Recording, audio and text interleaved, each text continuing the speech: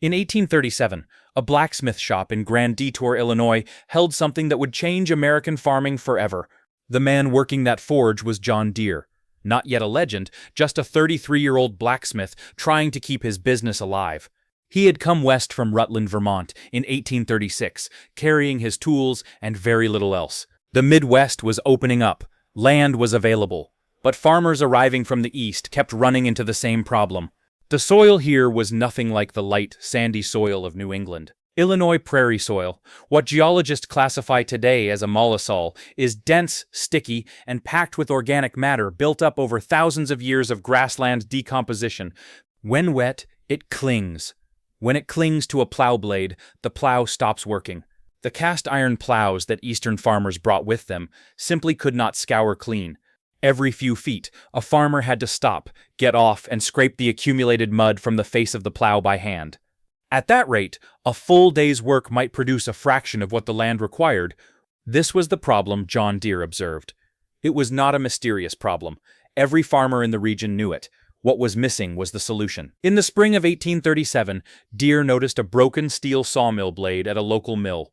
The blade was polished steel, not cast iron, and Deere recognized something in its surface.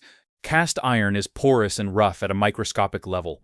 Wet clay grips those surface imperfections the way a burr grips fabric. Steel, properly polished, presents a surface that soil simply cannot grip. But surface material alone wasn't enough. The shape of the moldboard mattered just as much. A moldboard is the curved surface behind the cutting edge of a plow. It's what lifts and turns the soil after the blade cuts through it. Earlier moldboard designs were relatively flat. They pushed soil sideways rather than cleanly turning it. Flat surfaces, combined with cast iron's rough texture, gave the soil nothing to slide along. The result was clogging. Deere reshaped the moldboard.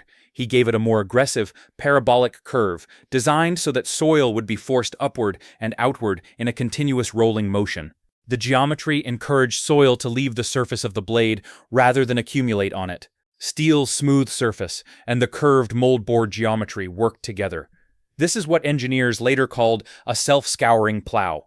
Deere built his first steel plow in 1837 and sold it to a farmer named Lewis Crandall of Pictured Rocks Township. The plow worked. Crandall returned with positive results, and word spread through the farming community around Grand Detour. By 1838, Deere had built 10 plows.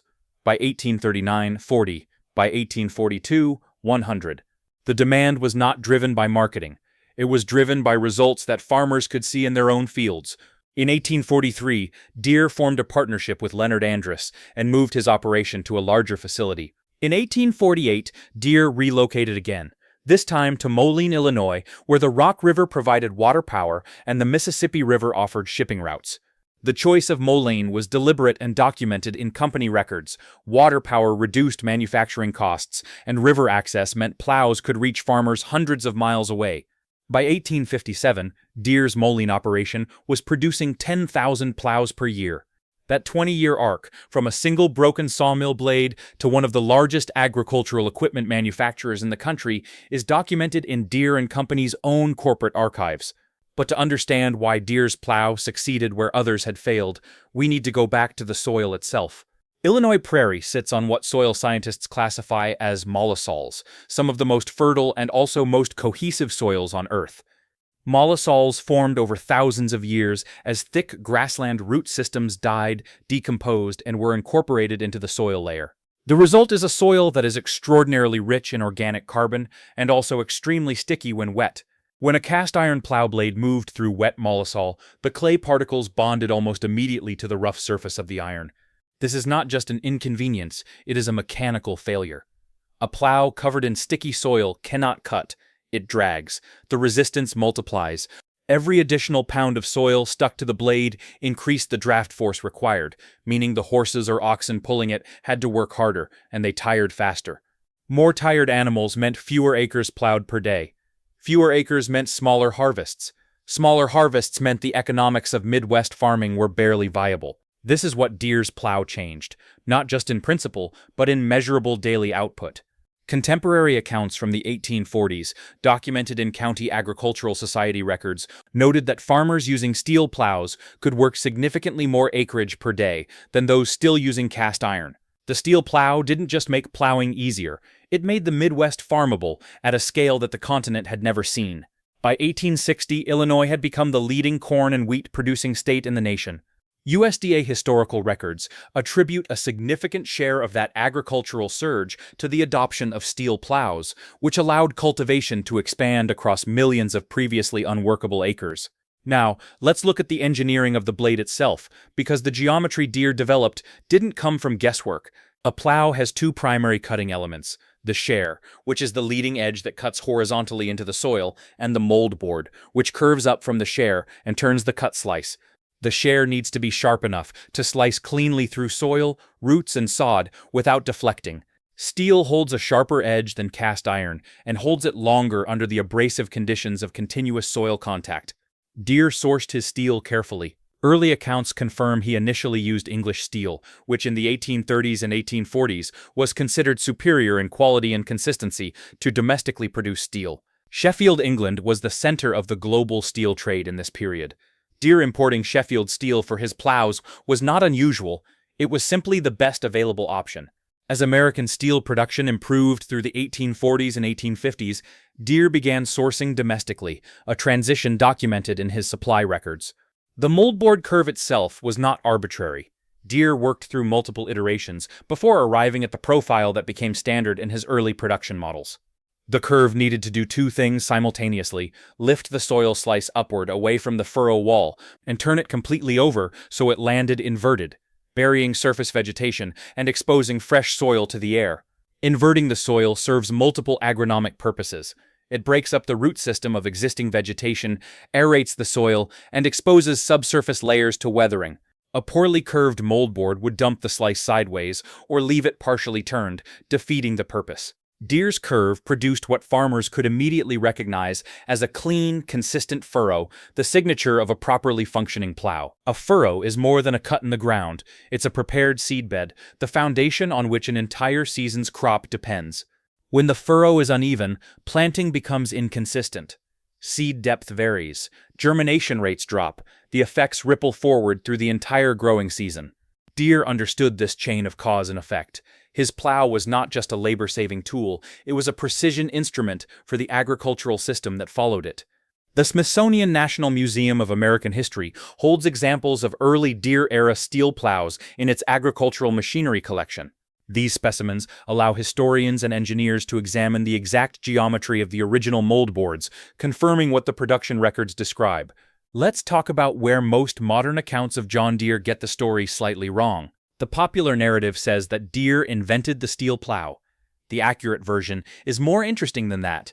Other blacksmiths and inventors were working on the steel plow problem at roughly the same time. John Lane of Lockport, Illinois, for instance, is documented as having built steel plows as early as 1833. What distinguished Deere was not simply being first.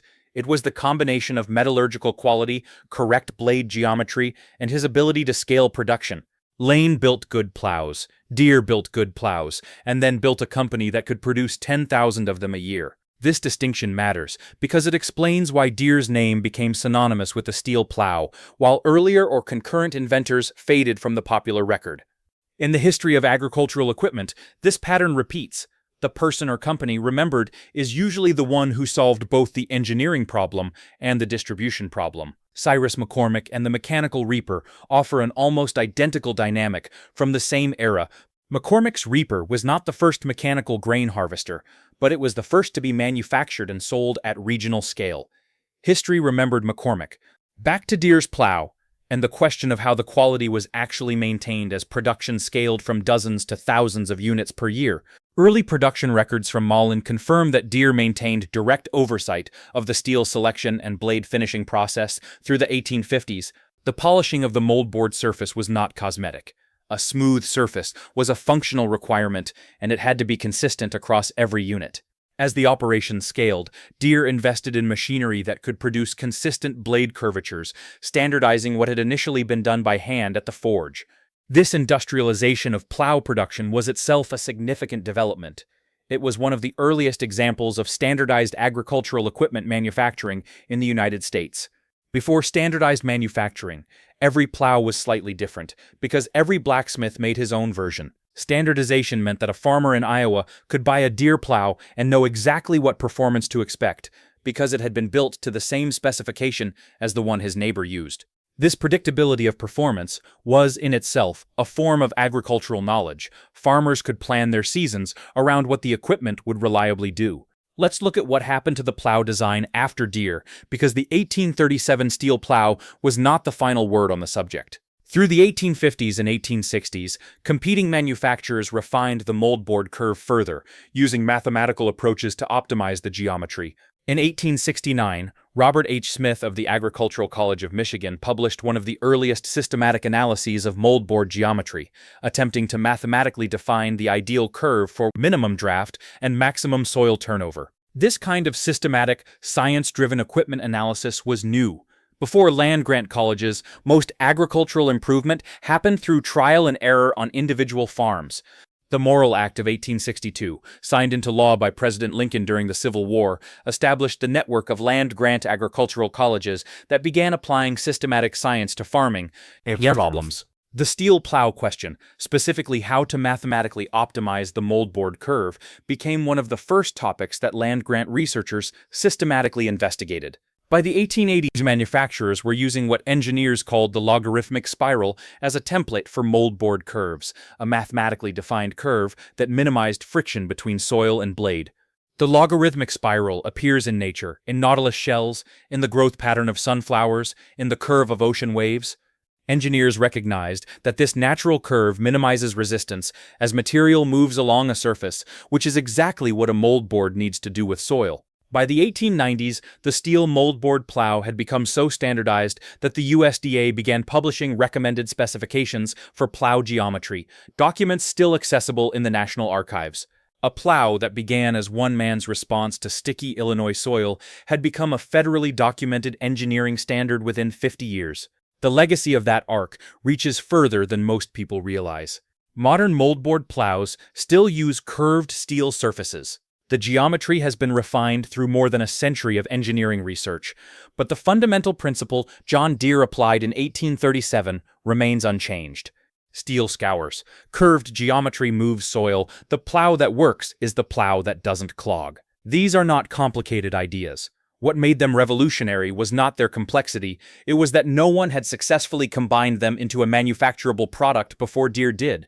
John Deere himself continued working as an active member of the company through the 1870s, eventually handing leadership to his son Charles in 1858, who served as president of Deere Company until 1907. John Deere died in 1886 in Moline, Illinois, the same city where he had moved his operation in 1848.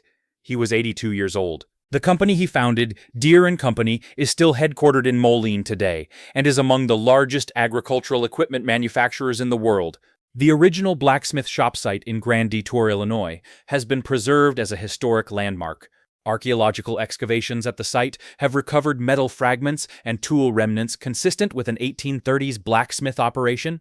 The records confirm what the legend suggests, that this was a real place where real work was done and where a real problem was solved with real materials. Now, what does any of this mean for someone farming today, or managing land today, or simply trying to understand how American agriculture became what it is? The first lesson is about soil-specific problem-solving. The reason cast iron worked fine in New England and failed on the prairie is that it was designed for different soil. This is still one of the most common errors in equipment selection, choosing tools designed for a different soil profile than the one you're actually working. Deere's solution was not to find a more powerful team of oxen. It was to understand what the soil was actually doing to the blade and then change the blade. The second lesson is about the relationship between material properties and performance. Steel was not chosen because it was available. It was chosen because its surface properties, smooth, hard, capable of holding an edge, were what the application required. This kind of material selection logic, matching the physical properties of a material to the demands of an application, is the basis of modern engineering. Deere applied it intuitively in 1837 in a blacksmith shop in Illinois, before the formal discipline of materials science existed. The third lesson is about scale. A good solution that stays local stays small. A good solution that reaches the people who need it changes things. John Deere's steel plow was not the only self-scouring steel plow available in the 1840s. It was the one that reached the most farmers, because Deere solved the manufacturing and distribution problem as seriously as he solved the engineering problem. That combination, engineering quality plus manufacturing scale plus distribution reach, is what the agricultural record consistently shows as the pattern behind lasting equipment adoption. We see it with Deere's Plow in 1837. We see it with McCormick's Reaper in the 1840s.